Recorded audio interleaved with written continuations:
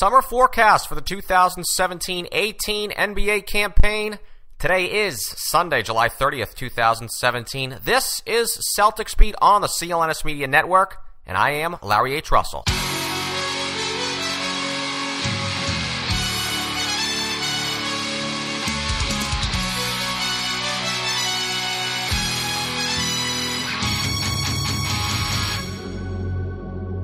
So every year, Celtics Beat conducts this summer forecast episode with the originator of the summer forecast himself, our dearest of guests. I say that because he's on the most, Mr. Chris Forsberg, who, at the conclusion of every offseason, runs this early prediction extravaganza with many members of the alternative media on the website of the worldwide leader. However, this year, at this particular time, at this particular hour, Mr. Forsberg is away on vacay. And who can blame him or anyone who decided to use that as an opportunity? We made the crack here with Austin Ainge on last week's Celtics Beat podcast about how those in the media have been exhausted with the onslaught of huge transactions the Celts have made this summer, which we were more than happy to do, with long-term benefits certainly coming this winter and probably this spring. We presume it has resulted in the improvement of the team. Or actually, who has it? That's a possible conversation with our guests coming up. And I cannot wait to say this, so I'll say it now. The newest member of the CLNS media team, longtime veteran reporter on the Boston sports scene, Mike Petraglia, who is down at Patriots training camp at the moment on behalf of the network, literally as we are speaking here. You probably caught him on the CLNS YouTube channel yesterday. We'll try to reach him by phone. We're going to reach him by phone. Coming up on episode number 220 of Celtics Beat, which this week is being brought to you by ZipRecruiter and HelloFresh. HelloFresh.com/Beat30 for $30 off your first order with America's freshest meal kit delivery service. So before we get rolling, especially as I can utilize the time our phenomenal production team here that they need to attempt to link up with Trags down there in Foxborough, you may ask, summer forecast, predictions. Why now? It's July 30th. It will be August very soon. In fact, some of you may be listening to this podcast on a date in August. Still got camp, still got preseason. Better to make them then, right? So here's the answer. Checkpoint. As predictions are virtually sentiments, and said sentiments change, and with us it is quite frequently. I confess that even a weak-minded individual like myself lets random January regular season losses to sub-500 teams at home alter my future outlook with Boston's basketball team. So thus, summer forecasts allows us to go on record in the immediate aftermath of the offseason's conclusion, put it into virtual stone, our sentiments, our predictions for the 2018 Celtics, which we not only will review after the season, but will review when we make another slew of predictions just prior to the regular season. It's a good neurological study to see how much influence a handful of preseason games where the players that matter put forth an effort level of ranging between, 40 to 70%, and a cascade of glorified blog posts that are only published to meet assignment quotas that can have on our all-powerful minds. Heck, one prediction I expect Mike and myself to make coming up is just that. Which prediction do we predict we will change when we sit on the eve of the regular season? The others are many of the usuals. Win total, how the season will end, confetti on the parquet floor, we hope. Starting lineups, that's a big one this year because there could be as many as 3 new starters to win Eastern Conference finalists. Potential hardware for the Celts, that being all NBA teams, MVPs, God forbid. Coach of the Year, highly possible. What else? The abstract, most improved, biggest overachiever. Boston's next trade/free agency target. And with their cap situation now, we now know for the foreseeable future, the only option really is a trade. A throwback from last year of who will win the last roster spot, although I confess that, like last year, the R.J. Hunter versus James Young duel, size 64 font quotation marks around duel, that doesn't really excite me. You know what does? Fun when I like the season opener and the Christmas matchup, predicting what those are going to be, which we're actually going to get the answer to those quite soon, as a matter of fact. So, there it is. Enough BSing. A more of an extended synopsis than usual on this particular broadcast, but I hope it was of service to the listener. But already I do have to step out for a moment. As stated, Mike Petraglia will be here. We have made a connection. But already being the go-getter that Trags is, he's probably all snuggling into a broom closet in the Patriots locker room right now to make this happen. So we're having some slight difficulties getting a hold of him. But get a hold of him we will. I'm going to step in here, so to do so, we'll step away briefly on Celtics Beat ourselves to make this all work. Mike Petraglia, I promise, here on Celtics Beat. Stay tuned. Today's edition of Celtics Beat is being brought to you by HelloFresh. Go to HelloFresh.com and use code BEAT30, that is BEAT30. HelloFresh is a meal kit delivery service focusing on the whole experience, not just the final plate. Versatility and efficiency, words that we hear often. Well, that's the name of the game of the 21st century. Oh, and the tastiest of food. Get delicious, ready-to-make meals for less than $10 per meal and save some dough while at it. $30 off your first order. And best of all, support Celtics Beat and CLNS Media by using our code BEAT30. That's HelloFresh.com and code BEAT30. On behalf of the network, I would like to announce that CLNS Media's new website, clnsmedia.com, is set to launch this fall and feature audio-video content across all realms of our everyday life, building upon our incredible success as the leading online provider of audio-video coverage of the Boston Celtics. CLNS Media is now expanding in the field of finance, law, current events, entertainment, and, of course, sports. From the legendary Bob Ryan to Jim Grant, the network will feature independent, original, and unique forms of broadcasting available to you, our loyal consumer, on the free CLNS Media Network mobile app and its YouTube channel at youtube.com/CLNS Media. And as we say, do not sit on the sidelines as we make history. Get on board the white-hot CLNS Express. We're hiring both AV production, graphic design, staff writing, social media to work alongside all of our celebrity personalities. And we are doing so utilizing ZipRecruiter, where we get all of our candidates in one place with just one click. Go to ZipRecruiter.com/sportsfan to try it for free. That's ZipRecruiter.com/sportsfan.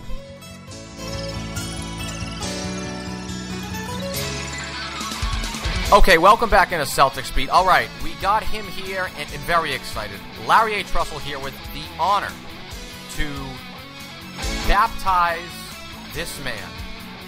Now, CLNS Media's very own Mike Petraglia. Trags, you are now free from the shackles of corporate tyranny. Welcome to the network, my man. Yeah, I mean, I'm not going to speak ill will of the former employer. It's just a different chapter in my professional career, and I'm certainly looking forward to it. Certainly was fun covering the sports that I did for my former employer, and had great, unforgettable experiences. So certainly it's great to move on to a new opportunity with CLNS Media, and I'm going to be doing a lot of different things. Some of the same things I did at WEEI I'll be doing here, and I'm looking forward to it. And it's also kind of, I think, LHR, it's going to be coinciding with a really dynamic and new era in Celtics basketball.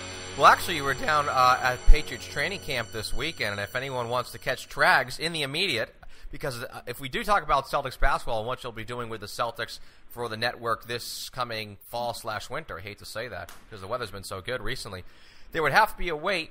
Nonetheless, if they do want to see you immediately down at Patriots training camp this weekend, youtube.com/CLNS Media, that is youtube.com/CLNS Media, and also, of course, we're going to shout at the end, but follow on Twitter, plenty of pictures. If they were interested, see, you sometimes can't plug the Patriots too much. You think, oh, Celtics, that it must be a Boston, New England base. I do know there are plenty of, I don't want to call them Patriots haters, but those that maybe not be the biggest Patriots fans who are Celtics fans who listen to the show. Hey, this is not a pro-Patriots plug. This is a pro-Trags plug.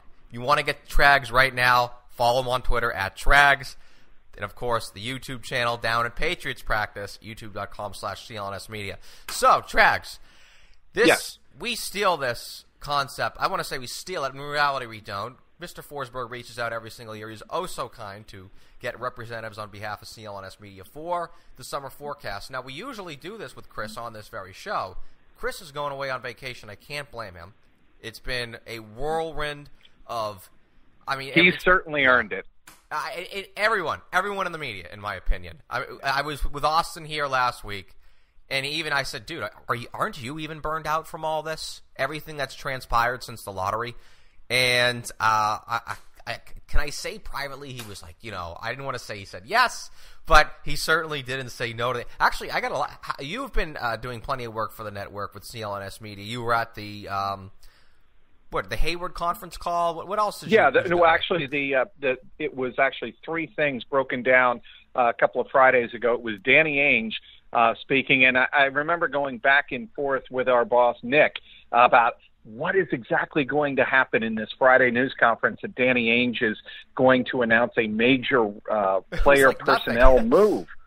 And we were all assuming this was the official Gordon Hayward introductory press conference, but we were assuming Gordon Hayward would actually come from his home in San Diego and make it to Boston and, make an appearance. Well, as it turned out, they broke it into three stages. It was Danny Ainge in person at the practice facility in Waltham, which I did attend, and was able to get some good video and get some good questions in, all of which is up on the CLNS media site, of course.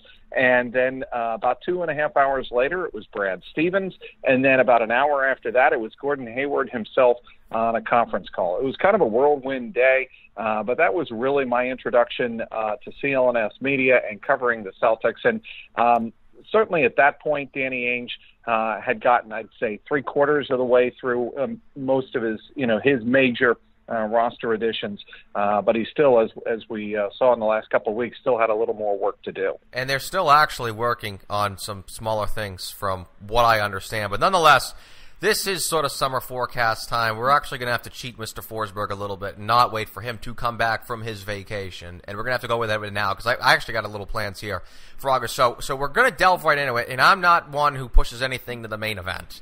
I start with the main event right on the undercard right away. I'll put you on the spot right away. Give me a win total for the Celtics this year, right out of the gate, Trags. I'm going to say 57-25. How do I come to 57 wins? How do you think, LHR? I don't know. How do you come to 57 wins? That's 4 more than the 53 of last season, correct? Yeah, was it 53 or 54? No, it's 53. Okay, thank you. Right. And that is 1 win for each of the major additions on the roster that I see as major additions. Obviously there's Gordon Hayward, there's Marcus Morris, there's Aaron Baines, and Jason Tatum. I think those 4 players will account for at least 4 more wins this season, and I say the Celtics get up to 57 wins. I don't think they quite push the 60 mark, but that's where I see them going. I certainly think they are a better team. I think they are a more versatile team. That's the buzzword you've heard all off season long from Danny, from Brad, from Austin, from everybody. This roster is very versatile, and we love how versatile it is. Nonetheless, though, what about the losses? What about those being accounted for? Basically, Olynyk and Bradley. I actually think Olynyk is going to be a bigger loss because I think Bradley, his skill set can be replaced to some regard, whereas Olynyk's can't. Olynyk's cannot. They really don't have that guy off the bench that can stretch the floor unless they do something with Crowder. We'll get into that in regards to starting lineups in regards. But what do you think? Don't you think they've lost quite a bit? Avery Bradley, you lose because he's such a dynamic player, on both sides of the ball. I mean, we've heard so much about, what KYRIE Irving is, what he lacks in defense. That's what one of Avery Bradley's strengths. He was one of the best on-ball defenders in his time over the last 6 years in Boston. He was just the very best on-ball defender that the Celtics had. I'd say even better on the ball than even Marcus Smart, and for a longer period of time. That's what I think they're going to miss. Obviously, Avery Bradley's ability to spread the perimeter with his three-point shooting, that's something else they're going to have to find. But it'll be interesting to see if indeed Jaylen Brown in his second year steps into that role right off the bat. I want to save any Jaylen Brown takes for a little later in this. Yep. Understood. I gave us a little cheat sheet there, but so the Celtics. Here's my small little opinion. The Celtics lost their best perimeter defender, yet I actually think from last year their defense is going to improve with more length and agility in not just the starting lineup, but the majority of their lineups that I think they're going to have. And, of course, we're going to be making starting lineup predictions here coming up. I thought there were some players that were a little bit out of place last year. I think it's going to be very important that Al Horford's now going to be playing center. That's going to mitigate any lack of speed on his end. There could be a small regression. So I went with 56 wins. I'm at 56 and 26, which really isn't that big of a jump when all things considered. They ended up adding an all-star level talent and a dynamite offensive player. So I think that they are better on paper. There was some arguments that they may not have been, that they did lose Bradley, Olynyk. But I actually think the small regression could come from last year. I know this is a little, just blasé and very storyline to say, but they won a lot of close games last year. I cannot remember their point differential. I want to say it was plus 2.4, and I'm kicking myself for not remembering that because I've brought this up numerous times on this particular podcast, and I've never done the due diligence to check, but it was very low. There could be a little bit of regression to the means on that, and maybe some bad luck, some in the luck department, not going the Celtics' way as much during the regular season. So I also don't want to make the 60-win prediction that I made last year during both the summer forecasts and I believe during the season. That's what's so unique about this discussion is that, this is a good time to be making predictions. Then, of course, come September, October, many of them are going to change. But I'm going to stick on 56. I think the defense is going to improve with much more length and agility in the lineup. Versatility, yes, it's a cliche word, but nonetheless, that is there. So I'm going with 56 and 26, and we'll finish at that. How? I know this is one that Mr. Forsberg always asks. How the season ends. I love to ask this as well. So, Kyrie Irving, you mentioned him. I'm probably going off on the fact that that's the big, end of July, August storyline right now, that this is a throwback that I know that probably only very few of us now, I know a good chunk of our audience, but the Kobe Shaq controversy in 2001, nothing ended up coming out of it. There was the whole, is Kobe going to be traded? And then, of course, they put things together and they just stomped their way to the NBA Finals that year. So that very well could happen now. But the momentum and everything that's in the air is that Cleveland is completely falling apart. So I actually said for how the season ends, I have the Celtics in the NBA Finals. Losing, but I have them in the NBA Finals. I think the Celtics are going to get back to the NBA Finals. Get back to the Eastern Conference Finals. Oh, Freudian slip. Oh, you didn't have to do that, man. And I actually think they're going to get by Cleveland this time. Okay. I think they're going to have a very similar path to the playoffs, and I think they get to the NBA Finals, and I think they lose to the Golden State Warriors. I think the Warriors, I cannot see they're getting swept. But we don't have to mention anything about it. They're going to get swept. We know. Let's stick on the good stuff, getting out of the East. Yeah, and, I will say this, though, LHR, that the Celtics are built, and I've been saying this for the last 2.5 years, the Celtics are built like the Golden State Warriors. They are not as talented. They get ripped on Twitter like, oh, you cannot be serious. They're not the Golden State Warriors. But they're trying to play like the Golden State Warriors, spread the floor, and really have more and more perimeter shooting and play up-tempo and fast-paced like the Golden State Warriors. And defensively, I think they at times play like the Golden State Warriors. And I think, Brad Stevens wants them to play off the ball a little bit more like the Warriors. So I think the Celtics are going to be good enough and have improved enough in enough areas with the versatility on the roster to get to the NBA Finals this time. And every single year under Brad Stevens has been a step forward. So that there has been no year where that they've either been the same or have gotten worse. It went from 24 wins to the sorry.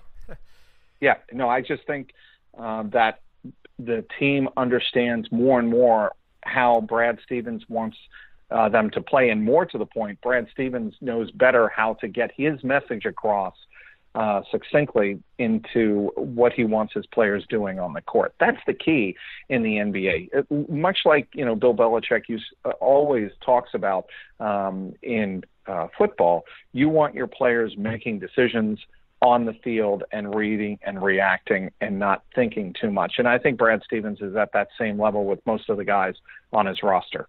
Starting lineup. Want me to go first? You're going first. Okay.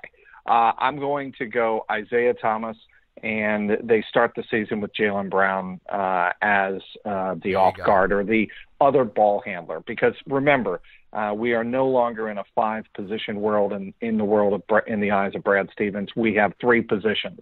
We have 2 ball handlers, Isaiah Thomas and Jaylen Brown, and maybe a third if you want to go Gordon Hayward. He's the third starter. The fourth starter is obvious. You already mentioned it's Al Horford. He'll be one of the bigs.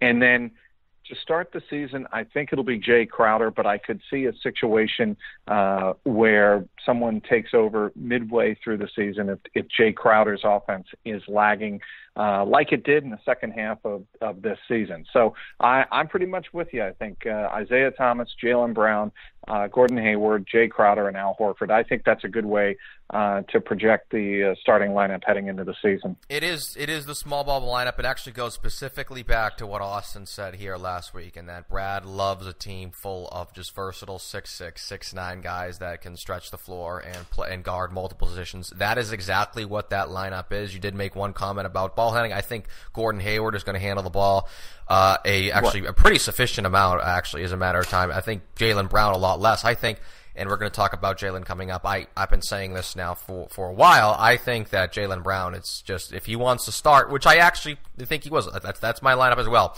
But if he wants to start, it's just Jaylen, just hit that corner three, because I think everything else is going to come, a lot along with it too. There's the one that I really like about that lineup is when I specifically mentioned earlier about how I think that the defense, even with the loss of Avery Bradley, I think it is going to improve, because there's just going to be, it is just a little bit more of a versatile defense in the sense that you're able to have Crowder at the 4 and Hayward and Jaylen Brown give the team, Brown really in particular, there's just a lot more length there, and there's just a lot more versatility. I hate using these horrible cliches, but that's really the only possible way to hammer the point home. I guess maybe for the sake of this podcast, I was almost hoping that you were going to bring up the dreaded Aaron Baines lineup with him at a center. I absolutely hate that lineup completely. I mean, you can even say as to why. I think the team is going to struggle with rebounding as is. There's no sense putting Al Horford back at the 4 ever again. They're way too slow on defense. I guess you can go with your laments on that lineup. Well, okay, here's my counter to that. I think if Jay Crowder falls off a little bit or starts slow, and for whatever reason they don't look as good or sharp with Jay Crowder in the front court, I think either Ante Zizic, if he shows that he's got the toughness that you very well know, in talking to your Boston Celtics, moles, that they love his toughness, and they love the year that he had overseas. I think either Zizic or Marcus Morris could provide some of that front court toughness and spell Jay Crowder if Crowder does not get off to a fast start. I like those two as dark horses. I think Aaron Baines is purely a second unit guy who comes off the bench to provide obviously some rebounding and give obviously Al Horford a bit of a blow in the low post. Yeah, one other possibility that could change with the starting lineup is if Jaylen Brown starts. It's amazing how we have him stencil in particular me, because last year I have no qualms. I was an anti Jaylen Brown at number 3, and now I feel like I'm his biggest fan. I've done as big of a flip flop as any politician. He's going to have to shoot. Yeah, HR. He's going to have to shoot much more consistently. But that's my big if. Yeah, the other option, of course, would be a bigger lineup. With that being, say, Hayward, Crowder, right, and then one of the bigs, as you mentioned, or Marcus Smart. Yet they need that playmaking on the bench. They need the unit. Yeah, they need that, and they need that. The second unit needs a playmaker, and Marcus Smart is far better on the ball than off, in my opinion. And I'm hoping, too, with Gordon Hayward, there's no more Marcus Smart at 3 ever again.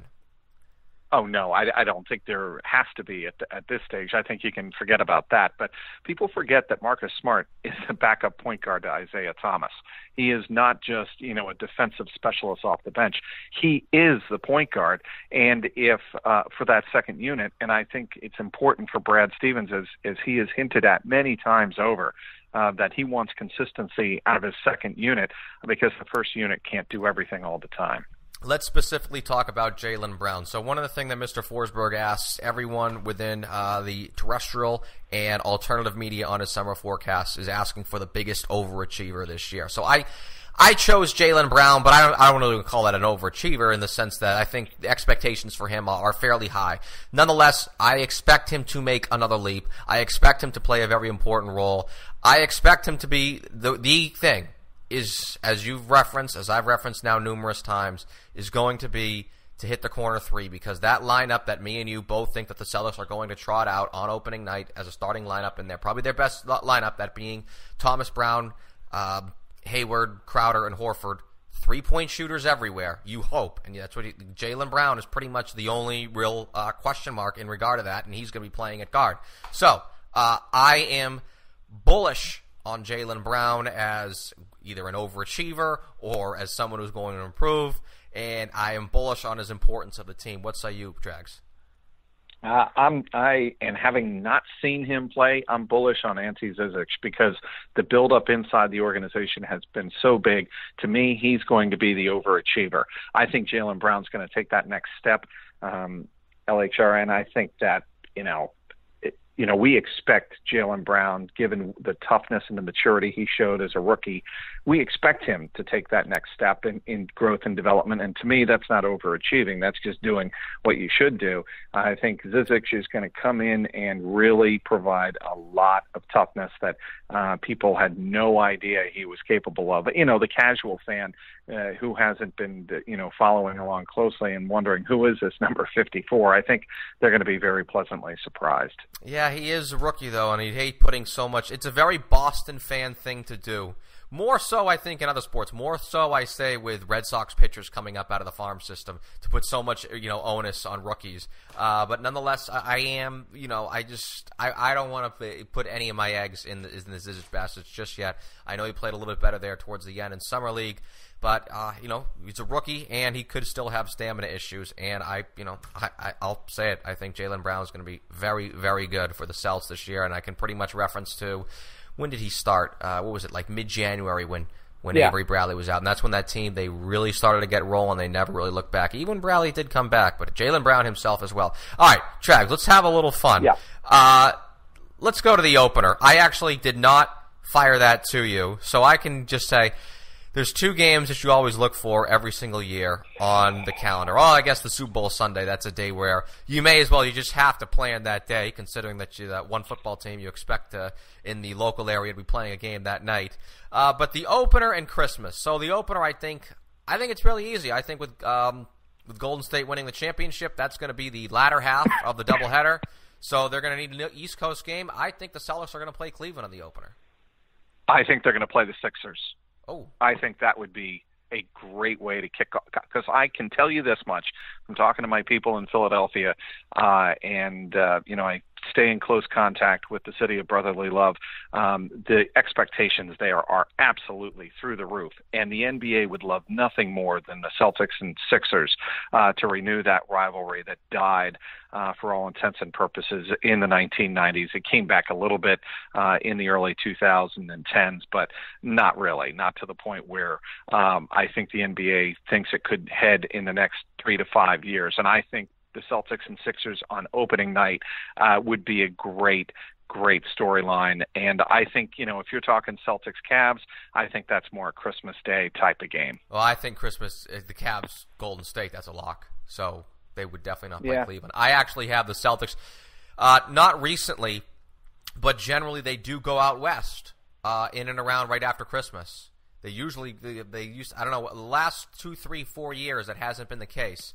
But they used to always go out west. When they had Garnett, they always went out west. It was like the day after Christmas. It was usually December 26th or 27th, and there would be like this weird 3-game West Coast road swing. And then they'd come back. And they would, and you remember this, they would always play Memphis on New Year's Eve for some reason at like 2 o'clock at the Garden. Yeah, New Orleans, I remember that one as well. So Christmas, why don't you give me a Christmas Day prediction?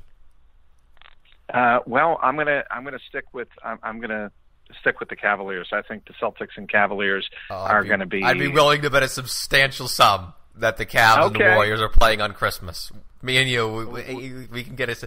I'll go with the West Coast, and you were talking about prior rivalries in the years past, about teams that have higher-ish expectations this year. Certainly aren't in the same caliber as where the Celtics are. Where the Celtics, I know where you're going. Okay, yeah. What do you think I'm going to say? I think you're going to say the Lakers. I think they'll play the Lakers in a late night.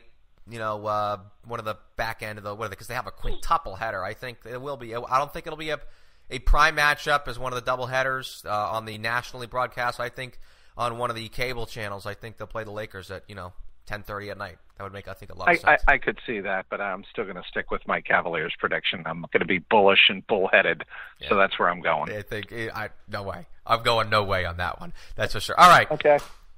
Who do the Celtics chase next? I was tempted to say KYRIE Irving, but no. I think no. Yeah. Exactly. I think they're going to go.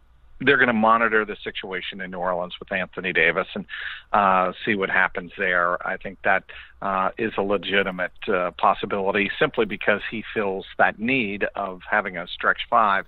I think they'll also monitor what happens in New York with the Knicks and see, if that trade that almost happened, I say almost happened, that so many people were saying was going to happen around the draft actually materializes this time.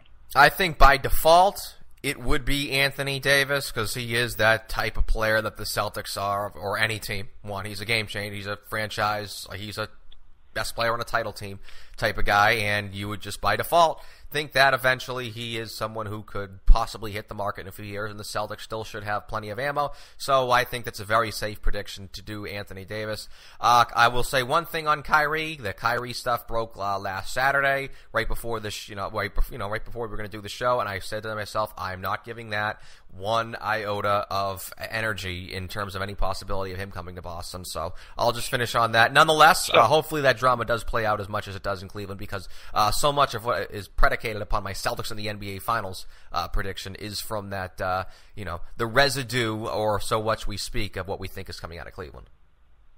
Yeah, and I'll just make one quick point on that. Everybody got all amped up and tweeted out, the Celtics have contacted the Cavaliers about KYRIE Irving. They contact every team about everybody, yeah. Right, exactly. That's just Danny doing his due diligence. If he wasn't contacting the Cavaliers about KYRIE after the news that broke, he wouldn't be doing his job. So I think everybody can take a deep breath there. Well, it's sort of a way for a reporter to quote unquote do their job, almost like a police. Hey, I'm just doing my job. Is to just do diligently put that in a column, knowing full well that that's going to be grabbed by some blog or by some tweeter, and it's just going to quote unquote go viral. It's a cute thing to do. Nonetheless, hey, I do it if I were them. All right, here's probably the most boring question of them all. If this is a throwback to the last year, R.J. Hunter and James Young, who wins the last roster spot, which was a storyline that dominated October here in Boston. I don't think I want to let that storyline dominate these airwaves come October of Shane Larkin discussion or whatever. But do you want to touch upon? You want to throw out your last roster spot prediction? Look, I've always been a fan of Abdel Nader. I think in talking to people who are close to him, he gives you kind of that flexibility at 6'6". He's a guard. Can be a forward in a very small lineup. He works incredibly hard, and obviously they rewarded him with that rookie contract. Actually, as a matter of fact, minutes before Danny Ainge held that press conference to introduce Gordon Hayward, it was Abdel Nader getting that 4-year rookie deal, 2 years of which are guaranteed. So I like the Abdel Nader to grab that final spot on the roster. CLNS Media's very own Mike Petraglia. Follow the man on Twitter at Trags. Of everything that we've discussed here on one of the final Sundays of July, which do you think you could see yourself changing, possibly even substantially, when you make your official October predictions on CLNSmedia.com? Of all of the changes I could see myself making, it would probably be the starting lineup. I would say the starting lineup could always change, and I could see maybe Jaylen Brown starting on the bench to start the season. That is the one prediction, I think, of all the ones that I made, including Christmas Day with the Cleveland Cavaliers. That's the one prediction I think might change before the season begins. Well, we'll find out soon enough when it comes to the schedule. Before any times we had any sort of 2018 season predictions in stone. But again, veteran reporter Mike Petraglia, now of CLNS Media, feels so good to say that.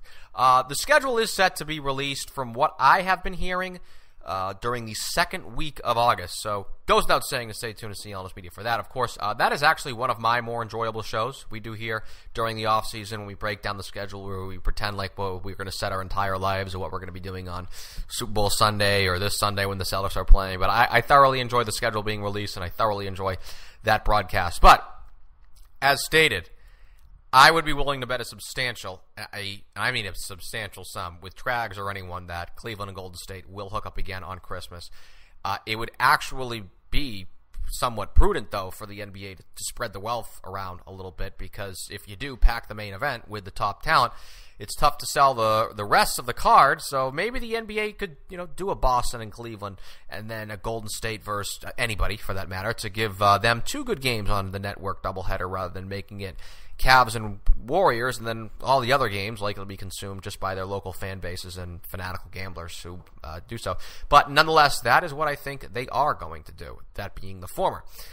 So that is a prediction that we will not change because we can't. We all will know the Christmas schedule in a matter of weeks, and the entire NBA schedule, with the Celtics included, in just to call it 20 days or so. Mine, I'm with Mike. I can easily see the Celtics in terms of what could be changed, and that being a change in our eyes on what we predict the starting unit will be.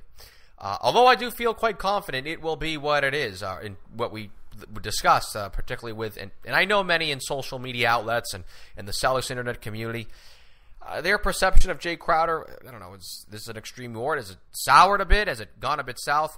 I mean, even Trags himself wasn't so high on him from what I was garnering from that interview. And of course, that could, be from another less than stellar playoff run on Jay's regard.